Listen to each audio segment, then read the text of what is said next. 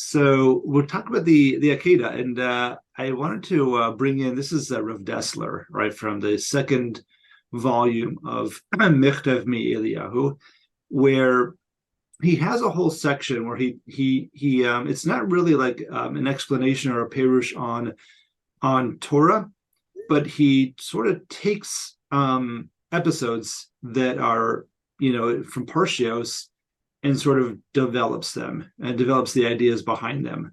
So there's actually three pieces that he has on the Akeidas Yitzchok from last week's Parsha.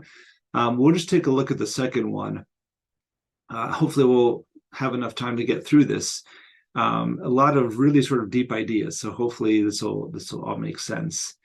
So just to jump right in, he says, Hakeda Haisa Hanisayon Hagadol Biyoser Shahaya Becho Hadoros. Right. The first thing is that we should understand is that Akeidas Yitzchok was the greatest, the biggest test of all generations that anybody could have ever had to deal with. Ach kishanu baim la'ayin be'inin niskav zeh niskav anu bekusho shanos. But he says, but when we start to look into it deeper, a lot of questions, really come out. Because so he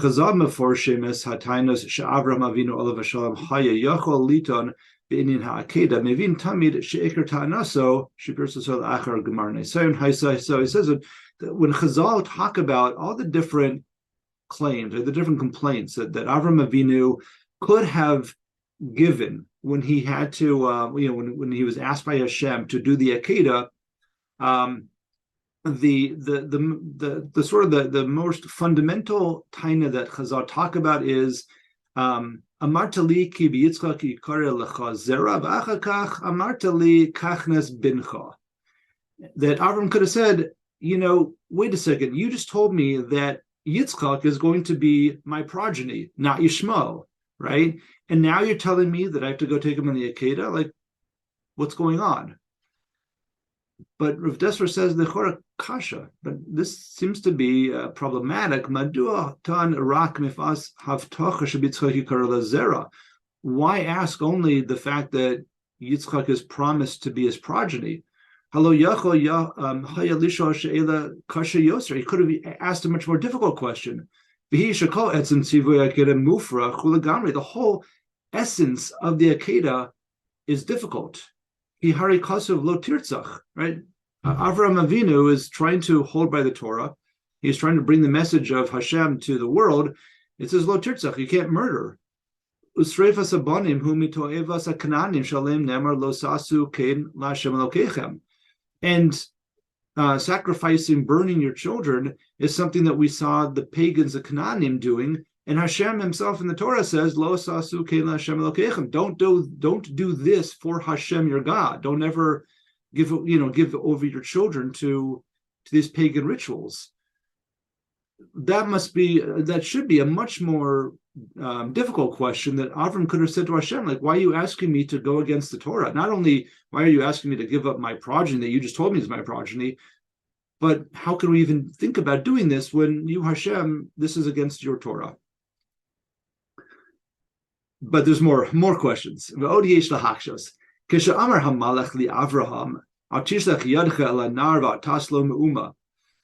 So the pasuk says that the malach comes down. Right, Avram had picked up the machelis, the knife. He was about to start the process. A malach comes down and says, "Don't do this. Don't even touch him even a little bit." And it's a strange language in the pasuk where it says, don't do anything to your child, and don't even do a little bit. Why is it doing that? Rashi says, on the spot says, Amar lo imkein lechinam basilakan, that Avram is saying to the malach, why? What do you mean? Then all this was for naught? It said bo chabura. Let me at least make a mark. Let me at least make a little nick. And we'll have a little bit of blood come out, that there should be at least something out of this. That's what Avram saying back to the malach. Amar lo atas lo me'uma. That's why the pasuk says atas lo me'uma, because it's the retort back from the Malach to Avram Avinu saying, no, don't do anything. Al tas bo mum. Don't put a mum on a blemish on Yitzchok. V'kasha. Once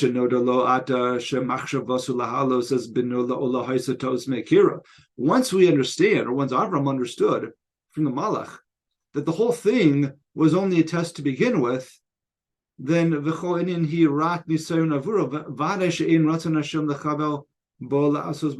obviously Hashem doesn't want a mum. So why is Avraham wanting to do a mum? What's going on? What's Avraham thinking? What's that dialogue about?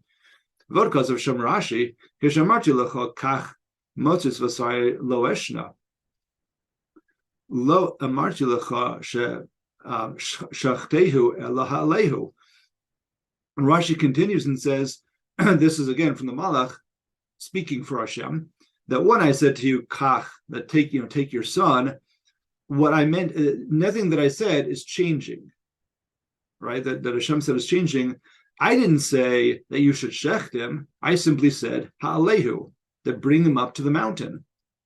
Asakia achasya, elisa oso lahar achshav hariduhu, that ha'alehu, meaning to take him up, you thought it meant to bring him up as an ola.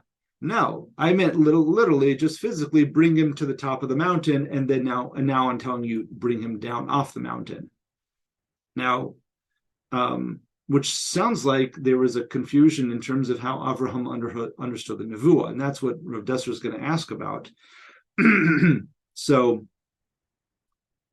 and so Rav Dessler says this even is the most difficult, because how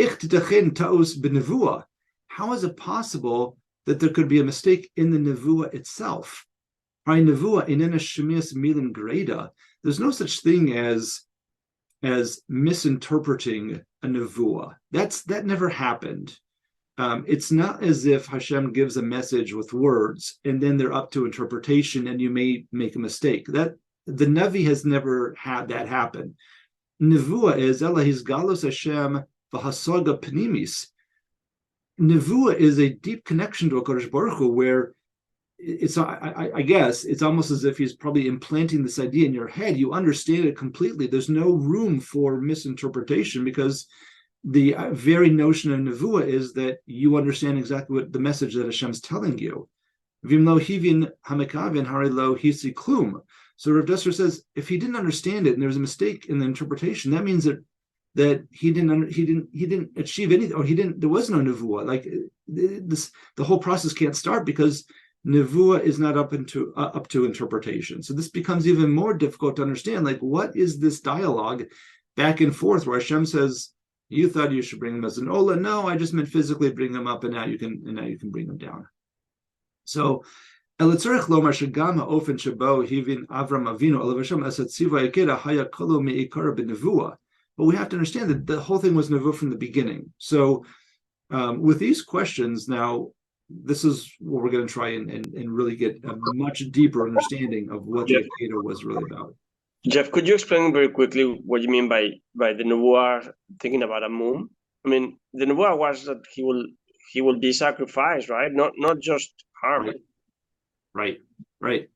Yeah, it's absolutely a good question. Like, what is Avraham once it changed, once it's been revealed that this was just a test, why does Avram Avinu want to put a mum into Yitzchok? What's the intention? Like, what is Avram Avinu thinking? That something has to still happen, or else this was all for naught?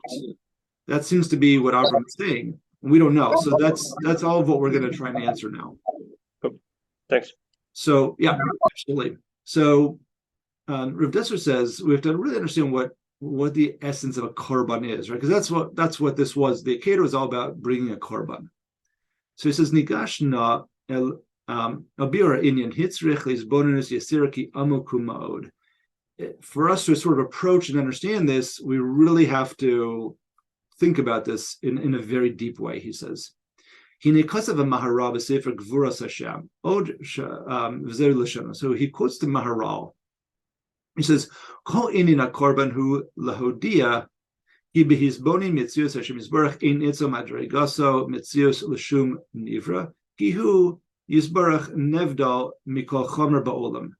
He said the whole idea of bringing a korban is for us to sort of announce, to make it known, and to really consider in a deep way that Hashem is completely separate from everything else in the entire world.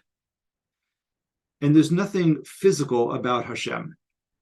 And he continues in this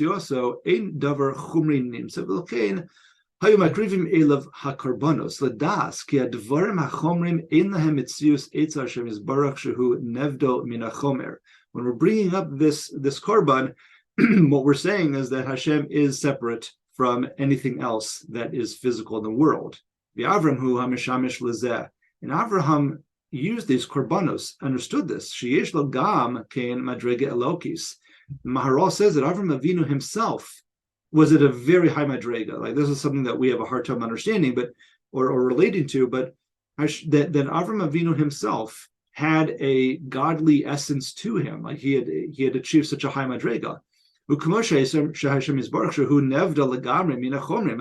Avinu was completely disconnected from anything physical in the world.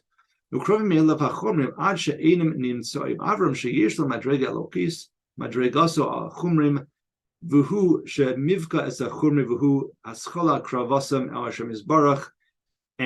he uses a language as he's describing this who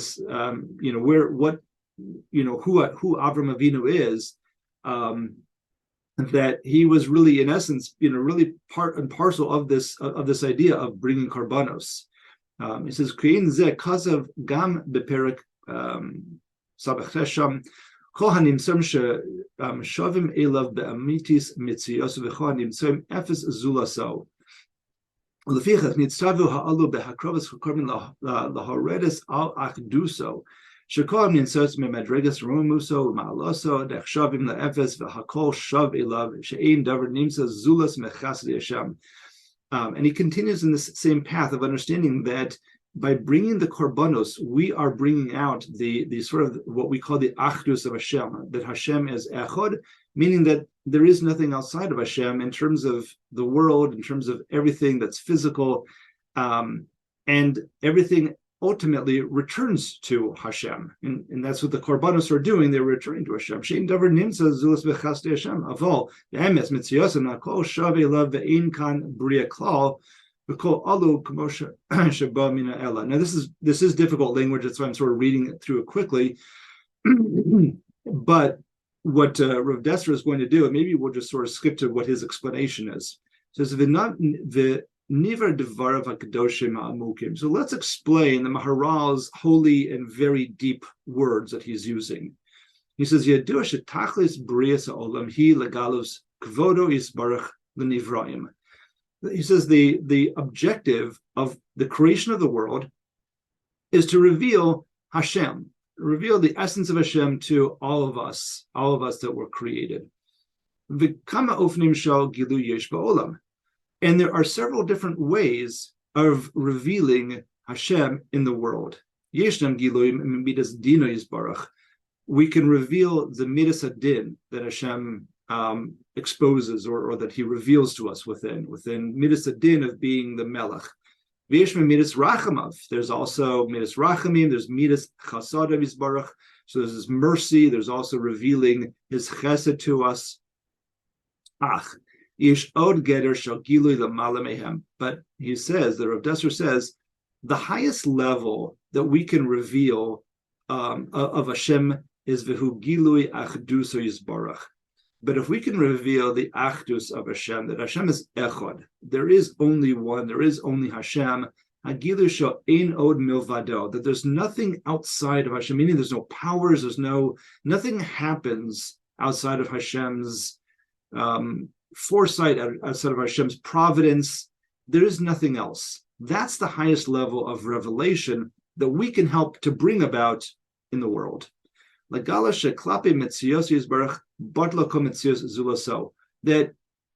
as as opposed to Hashem, everything else sort of falls to the wayside. Any other what we would think of as being a power or anything else in the world that seems to have control, power, anything else, everything else falls by the wayside. shomamish b'chol hanivra. Gam lo bebria kula. Ukvar debarnu odos hasaga amukos zu b'maimer. Says he talked about this in a different mimer as well. V'geder gilo izeh hu hamerumas b'shem havayis baruch. And the revelation of Hashem being echod is hinted to when we talk about, there's a lot of names of Hashem. Excuse me, when we talk about the Shem Havaya, right? The Shem, like in the bracha, when we say Baruch Atah Hashem, and it's spelled out as Yud Kei Vav Kei, Shem Havaya, that's the Shem of Hashem is Haya Hova V'Yihiyeh, right? He was, he is, always will be. What we call Shem Havaya, the fact that Hashem is there is no past, present, or future to Hashem. Hashem is just always there. That is the Shem Ha'etzim. That's really the shape of the Achdus of Hashem. Shua Metzius Hamitis Hayechida Knuvur B'Sefer Nefesh HaChaim. This is what Chaim Volozhiner wrote about in Nefesh HaChaim. Okay, so if we understand that, they're really so just to sort of bring this back. The idea of korbanos from the Maharal is when we bring up a korban, what we're really trying to do is reveal the achdus of Hashem. That everything that's in here is only physical. It all ends up returning to Hashem. That's what the revelation is of bringing korbanos in general. So he says, "Hine geter ha-korban hu be'ikar shchitas balei chayim b'aktarasan al gabe hamizbeach." So when we bring up a korban, we shecht it, then it gets burnt on the altar, on the mizbeach. I know bitulin hagamor. We are nullifying it, right? We're taking something that's physical and we're making it into nothing. Lefize omek geder akorban hu laharos lano as bitul yishus at nevraim klapi metzius barach habilti bal tachlis. And this is what we're showing when we bring up the korban, is that compared to Hashem, which is the infinite, everything else is only physical. That's why the Shem Havaya is always used exclusively by the korbanos, as the Sifri says, Menachos, Ki Geter Shem Havayahu Bechinas Ha'achdus Hagamor Kanal. Okay. Lefi Amor La'el, Lichora Hayamakum Lakshav Shayuchol Hadam Chas V'Sholem Lahakriv is Atzmo. So now we're starting to get a little bit closer to where we're trying to get to with the Akeidah. So, given everything that we just talked about, somebody might, chas v'shalom, had this notion that I could bring myself as a korban, right? I could commit suicide. Benosav, or my children. Why? Kedei legalos as his batlus efsharis b'yosur le'umaso yisbarach. What's the difference? I could bring myself. I could bring a korban of, a cow or a lamb or something else. Why not bring myself to show that I am nothing and Hashem is everything? But this is a complete mistake, and we have to understand that.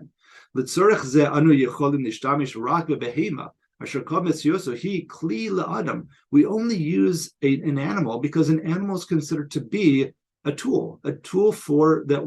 Why were animals created? For our benefit. Whether it's to be used as a tool to plow the ground, whether it's a tool to milk, to get meat, anything else, they're simply for our needs. That's clear.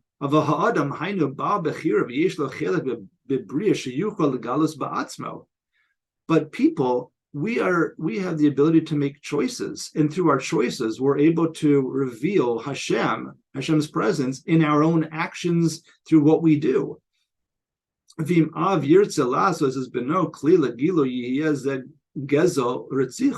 So if a father chooses to sacrifice his child to reveal Hashem's greatness, what he's really accomplishing is he's stealing from the Bria, he's stealing from Hashem, and he's committing murder. Because what you're really doing is you'd be mevato that person, a person who also has the ability to bring the revelation of Hashem into this world as well. So you're stealing from him or her, from the child, you're stealing their ability to be able to do this, which is what our purpose is in this world. And you're also a murderer. Ukamo kain bebitul atzmo al yedei hakrovas atzmo lo shayach gilui kazed. Also, if you do it to yourself, you commit suicide. He owed harbe bechiros efsharios bechelko, because there's all these other things that you could be accomplishing in this world that actually do bring about the revelation. You're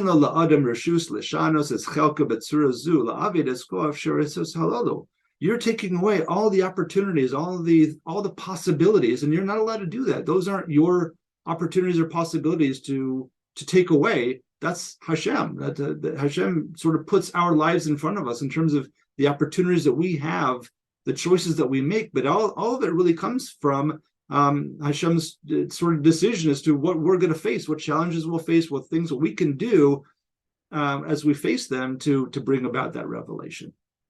V'lifamim kal lo la'adam la'abed atzma l'das chas v'shalom v'yisyashim hasadas gashmiim. Sometimes, he says, but sometimes it feels easier to us to sort of give up, and that's what can lead us to wanting to take our own life. But this is not a gilui. This is not what we're supposed to be doing. V'zehu masha kasav v'maharal mipnei ma tziva lahakriv lo korban ki lo tzurich harshav gemura sheyakriv atzmo elav legamri. As the Maharal talks about this himself, where we are not supposed to bring ourselves as a korban. Rak korashim tzem shavim elav ayin sham. Okay. So we're not supposed to bring a person, a child, or ourselves. So now let's get back to what's the Akedah. Okay, hopefully we'll finish this up in the next few minutes. Yishem efsharus rachoka sheyulad ben shekol tachlis etziros v'chelko begiloy hu lihios kli lebechiros avi v'glulim hagdolim asher yatzim ekiyum gazer shemayim v'meziros alyona kazu. He says it is a very far-fetched or very distant possibility that there could be a child who is born whose sole purpose in life is to reveal, through his life, is to reveal Hashem, meaning that as a korban. V'im habenhu gadol harei gam lo yihya gilu bechiri bebachur lekaba gzeru b'simcha. And if he is an older person, like Yitzchok was 37, then even more so, that he would be able to accept upon himself this gzera, and even to do it with simcha. And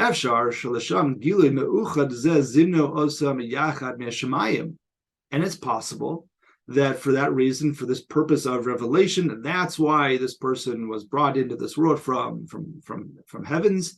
But he says, clearly, without having to even say this, a person can never know, could never make this decision on their own. You could never come to that conclusion on your own. Ela rak ayedei nevuah. Only through nevuah could you come to that conclusion. B'chol mikra shel haras shah. And this could only come to what we call haras shah, meaning that sometimes we have to come up with a halacha that's only for the moment, right? Most of our halachos are eternal. The halachos that we keep are the same halachos that we kept generations and generations ago, and we'll continue to keep for generations. But sometimes there is a halacha that has to be learned for that moment. How do we know this? He says, "Ke'inze matzona beharigas b'nei shol kadei lapayas as hagivonim." So, if you're familiar with the story of this, is in the times of, just to sort of bring you up to speed as to what he's referring to here. During the times of Shaul HaMelech, he killed or had killed the city of Nov Ir HaKohanim. All the Kohanim in that city were killed. Because of that, the Givonim, who lived nearby, who were water carriers, no longer had sustenance because the Kohanim would hire them to carry their water. So indirectly, you had the Givonim suffering and dying because of Shaul HaMelech. And the Givonim come to David HaMelech and say, that Shaul is at fault, and you have to kill the children of Shaul. Now, generally speaking, we wouldn't do that, but this was a haras shah, where he had to do this in order to appease the Givonim, and he took each of the descendants of Shaul who were alive. He literally passed them in front of the Urim V'Tumim. So he was using nevuah to understand which ones of these were going to be chayiv misa, to be handed over to the Givonim to be killed.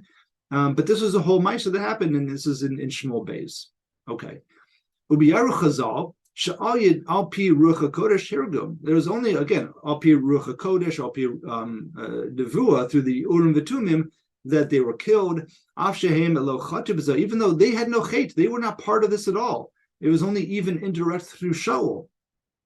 And Shabbat Begeder Horasha Kedei Lasos Kiddush Hashem Gadol Laharos Lumas Ein Ich Tovim Yisrael Es Elbonam Shagirim Gerurim. And what was the purpose of this Horasha?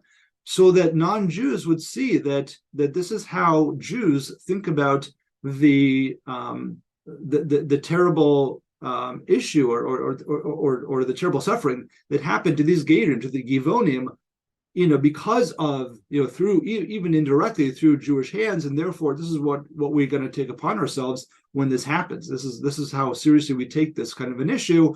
So because of that led to a revelation of Hashem, a Gilu Hashem, and therefore it had to be a Horasha. It was a halacha for the moment to do this. All right. Hasem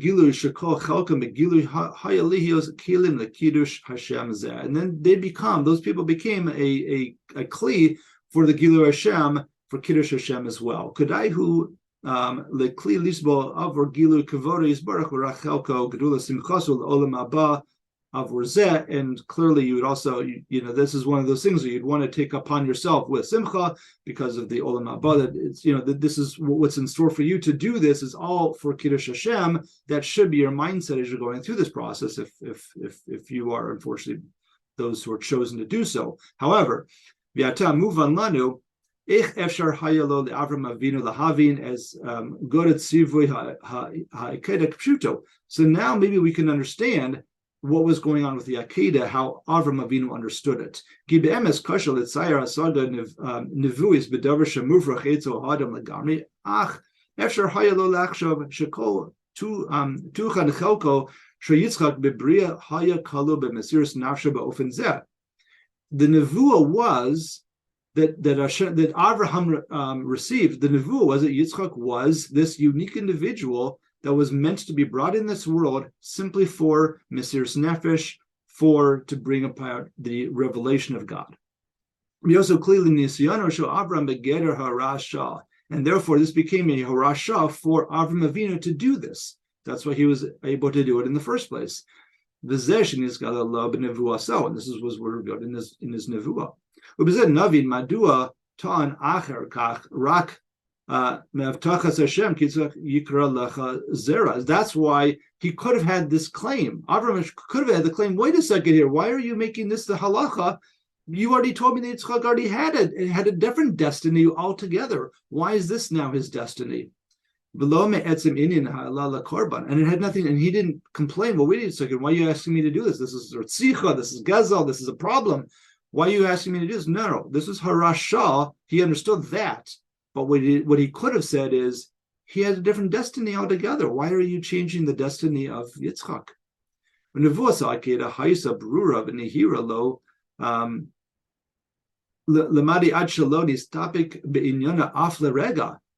so clear, this nevuah was so clear to Avram, he never left it even for a moment. He understood it. Right. The Satan tried to get him to move over. He wanted nothing to do with it. Avram Avinu didn't listen to the Satan, didn't listen to the Yetzer Hara. He just kept going because he understood what it was that he was supposed to do. Okay, so let's try to just finish this in one moment. But so now we see that why didn't he want to finish this? And maybe we'll just say this a little bit outside, just so we can at least finish the idea. But the idea is, this is brought down from the Ramban and others, is that the idea of bringing up Yitzchak as a korban in this way would have been an incredible amount of Mesiras Nefesh. It would have really shown the achdus of HaKadosh Baruch Hu. The problem was the generation wasn't ready for it, and that's why it was sort of called off at the end. And Hashem said, "No, this is not the right thing to do. Yitzchak is going to be your progeny," as we discussed earlier. But that's why Avram Avinu said, "Well, let's at least do something. let's do some kind of an action. Let me at least put a moon. Let me do something, because at least if I had done something, we would still be connected in this way, and there would still be something positive coming out of this idea of bringing Yitzchok as a korban. Because if that's really what we needed to do to bring forth this this idea of the echad, of the achdus of Hashem, then let's do something. Let's actually do it, and that's what Avram is asking for. The Malach says, no, it's not necessary. We're not going to do anything. He has a different role to play altogether. But what Rav Dessler says at the end, and this is, I think, what we can sort of tie into it, is that sometimes, I'm just jumping to the end here, sometimes we feel like I had the opportunity to do a mitzvah, and it's sometimes taken away from us. Sometimes we really, like everything, we're all set, we're ready to go, and at the last moment, can't do it. Something comes up, right, out of our control, and we're not allowed to do it. We're not able to do it. And so Rav Dessler says that even when we have it in machshava that we want to do this, and if we can at least, even if we can't do it in action, that action or what we wanted to do is tied to the machshava, and it actually, and he quotes the Gemara in Kedushin, machshava tova HaKadosh Baruch Hu mitzdarfa l'maisa. Our machshava of wanting to do it, of wanting to accomplish it, it connects to the mice of whatever it is that we're able to do, and he says the ashrei hazocha, the fortunate ones are zocha to that even if when you get stopped at the last moment, there's still a very powerful thing to that, and that's what Avram Avinu was asking for. Is he wanted to just add to the power of that moment, even though he's being called back from doing the Akeidah altogether, but still there could be something to be done and still bring more of a gilui of the achdus of Hashem into this world. So I'm sorry we had to cut it off a little bit, but that was the idea of it, a very deep idea, but something certainly gives us a more of a pause, more to think about for what the Akeidah truly represented.